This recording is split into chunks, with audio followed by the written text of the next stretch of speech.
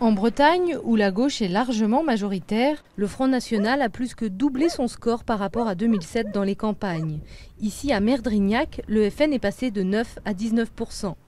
Après 20 ans de vote socialiste, Hervé Lautin, d'une commune voisine, a pris sa carte au FN il y a un an.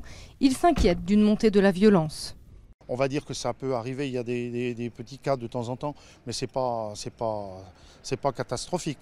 Mais malheureusement, ça pourra s'étendre. À partir du moment où dans des villes ou dans des quartiers ils vont se sentir pris au piège, eh ben, ils iront faire leurs méfaits dans d'autres régions.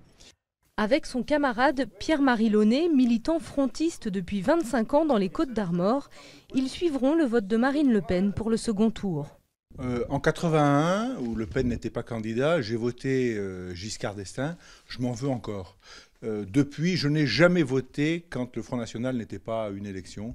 J'ai bien peur que ce soit pareil dimanche prochain. Guillaume, ouvrier agricole en Basse-Normandie, vit chez ses parents. Il est le seul des trois à avoir choisi le bulletin Le Pen, et pour la première fois. Non, c'est surtout un vote de contestation, parce qu'en fin de compte, je ne me retrouve pas comme là, au second tour, il y a Hollande et Sarkozy, et pour moi, les deux, malheureusement pour moi, il n'y en a pas un de bon. Guillaume s'inquiète de la crise économique et de la montée du chômage.